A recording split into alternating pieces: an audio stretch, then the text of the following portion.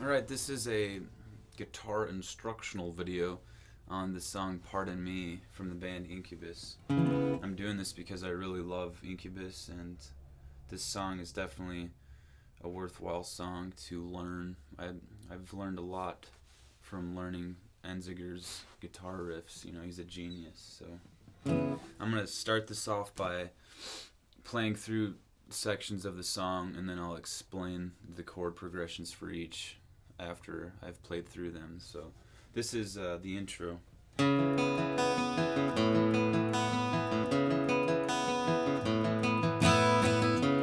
Pardon me while I burst.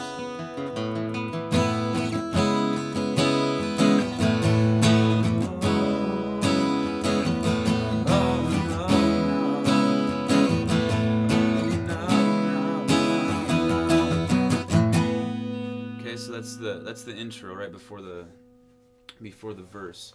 It starts off with this first chord. I don't know names of chords. I do everything by ear, so I'll just tab this out for you pretty much. And there's also going to be picture diagrams of each chord to make it easier for you to visualize the shapes.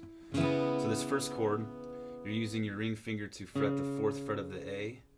You're using your pointer finger to fret the 2nd fret of the D, and your pinky is fretting the 4th fret of the G. Okay, that's the sound you get because you're also playing your B and your E strings open.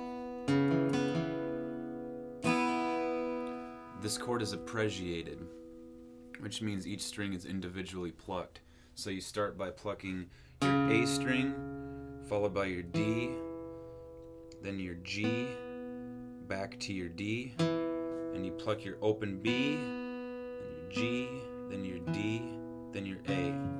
So it sounds like this.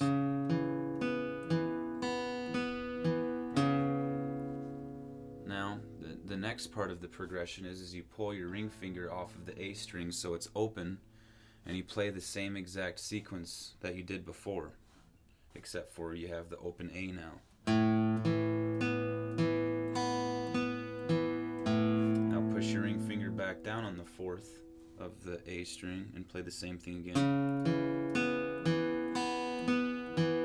Pull it off again. And then you strum your open B and your E. So the whole pattern sounds like so. And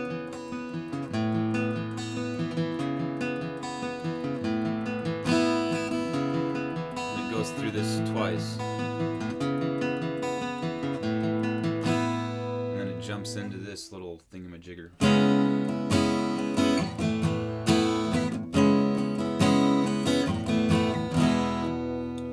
That starts off as the first chord. You're using your pointer finger to fret the 4th of the A. You're using your ring to fret the 6th of the D. Your pinky is fretting the 6th of the G string. G string. Okay, and you play that. And then you, from there, the next chord is an A chord. Except for I'm playing the open A. I'm fretting the 2nd fret of the D, the 2nd fret of the G. My B and E are open.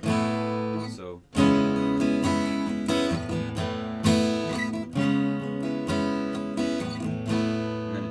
To an E major, which is open E. You're using your middle finger to fret the A string on the 2nd fret. Your ring finger is fretting the 2nd fret of the D. Your pointer finger is fretting the 1st fret of the G. Playing all the strings. Okay, so.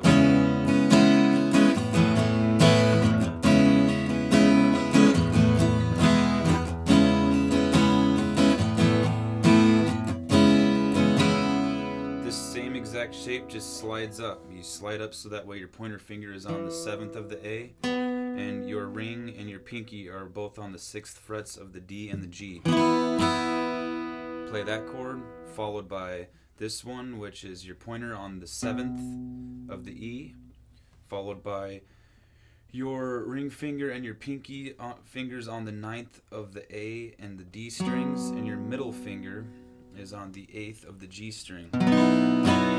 Play that chord, alright? And then the following chord for this little intro is this crazy ass cool chord. You use your index or your pointer finger to fret the 5th fret of the E. Your middle finger is fretting the 7th fret of the A. Your pinky is fretting the 9th fret of the D. Play that, okay? So the entire little second part of the intro is...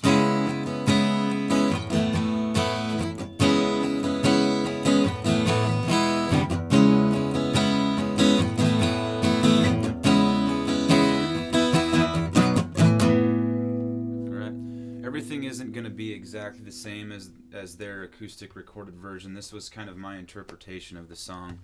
I don't really believe in completely imitating someone else, so hopefully this is at least a close enough explanation for you. So that was the intro to the song. I'm trying to do this as quickly as possible because I have very limited media left on my camera, so... I'm going to play through the verse really quick for you and then I'll explain it. Here we go.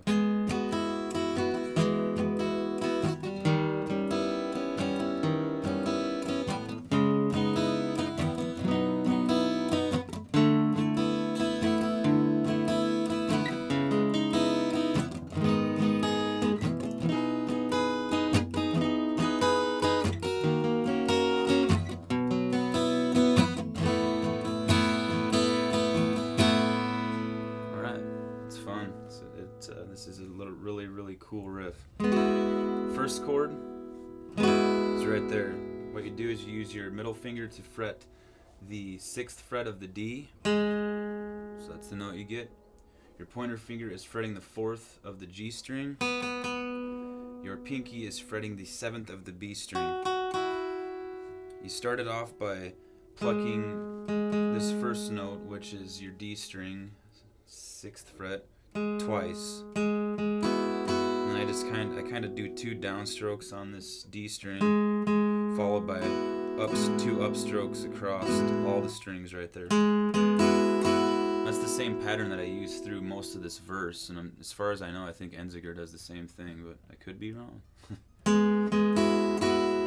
the next chord, you use your ring finger to fret the 7th fret of the A string. All of the other fingers stay in the exact same position, except for you just add this little root in there and it goes. Alright, so first chord, second chord. Now your third chord.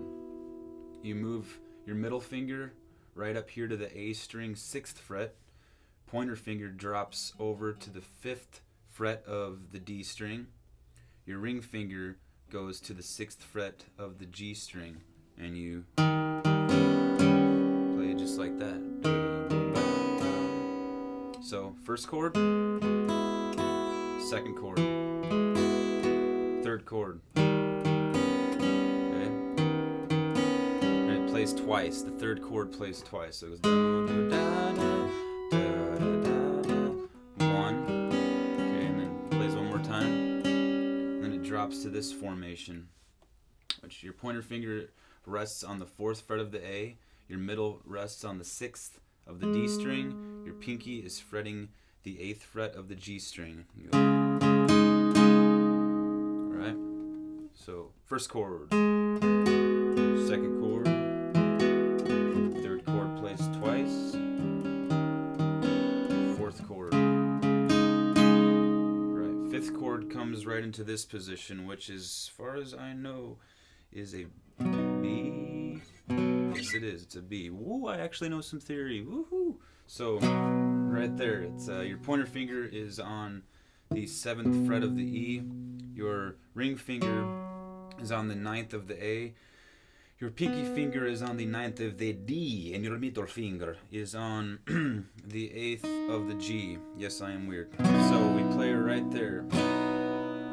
Okay, I don't remember what chord number that is. This is 1, this is 2, 3 plays twice, 3 plays twice, 4, 5.